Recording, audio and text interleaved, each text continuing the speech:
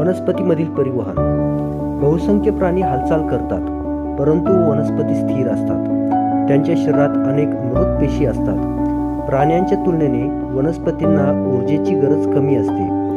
वनस्पतींना nitrogen, phosphorus, magnesium, manganese, sodium यासारख्या अकार्बनी पदार्थाची आवश्यकता असते.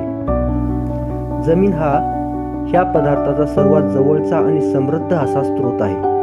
वनस्पतीची मुळे जमिनीतील हे पदार्थ शोषून घेतात आणि त्याचे परिवहन करतात. विशिष्ट प्रकारच्या ऊती हे कार्य करत असतात. जलवाहिन्या पाणी वाहून नेतात, तर रसवाहिन्या हे अन्नाचे वहन करतात. वनस्पतीचे सर्व भाग ह्या सवाहिनी ऊतीशी जोडलेल्या असतात. मूलदाब. मुळांच्या पेशी ह्या जमिनीतील पाणी आणि खनिज यांच्या सतत संपर्कात असतात. सहतीमध्ये असलेल्या फरकामुळे पाणी आणि खनिज मुळांच्या पृष्ठभागावरील पेशीमध्ये शिरतात. त्यामुळे ह्या पेशी ताठर बनतात. त्याचमुळे त्यांच्या लगतच्या पेशीवर त्या दाब निर्माण करतात. ह्यालाच आपण मूलदाब असे देखील म्हणतो. ह्या दाबामुळे पाणी व खनिज मुळांच्या जलवाहिनीपर्यंत पोहोचवतात आणि सहतीतील हा फरक भरून काढण्यासाठी ते पुढे पुढे ढकलले जाते. ह्या सततच्या हालचालीमुळे पाण्याचा एक स्तंभ तयार होतो, जो सातत्याने पुढे ढकलला जातो. हा दाब झुडपे, लहान वनस्पती तसेच लहान वृक्षांमध्ये पाणी वर चढवण्यासाठी पुरेसा असतो. बाष्पोश्वास. वनस्पती पानावरील पर्णरंध्राच्या मार्फत बाष्परूपाने पाणी बाहेर टाकतात.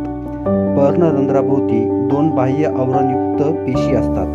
त्यांना रक्षक पेशी असे देखील म्हणतात. ह्या पेशी पर्णरंध्राची उघडझाप करण्यावर नियंत्रण ठेवतात. ह्या पर्णरंध्रातून बाष्पोत्सर्जन होते. ह्या क्रियेला बाष्पोश्वास असे देखील म्हणतात. पानांमार्फत बाष्पीभवन क्रियेमुळे पाणी वातावरणात सोडले जाते. ह्यामुळे पानाच्या अपित्वचेतील पाण्याचे प्रमाण कमी होते. हे पाण्याचे प्रमाण भरून काढण्यासाठी जलवाहिन्यांमार्फत पाणी पानांपर्यंत आणले जाते. बाष्पोश्वासामुळे पाणी खनिज शोषून घेतले जातात आणि सर्व भागांना पोहोचवले जातात. मूलदाब हा रात्रीच्या वेळी पाणी वर ढकलण्याचे महत्त्वाचे कार्य करतो.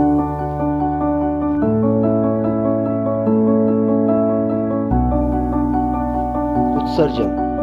सजीवांमध्ये अनेक नको असलेले घातक पदार्थ जसे युरिया, युरिक आम्ल, अमोनिया तयार होतात. हे पदार्थ जर शरीरात साचून राहिले किंवा शरीरात जास्त काळ राहिले तर गंभीर इजा पोहोचू शकते किंवा काही वेळा त्यामुळे मृत्यू देखील होऊ शकतो. म्हणून हे नको असलेले घातक पदार्थ शरीराबाहेर टाकणे फार आवश्यक असते. यासाठी वेगवेगळ्या सजीवांमध्ये वेगवेगळ्या पद्धती असतात. नको असलेला घातक पदार्थ शरीराबाहेर टाकण्याच्या प्रक्रियेलाच उत्सर्जन असे देखील म्हणतात.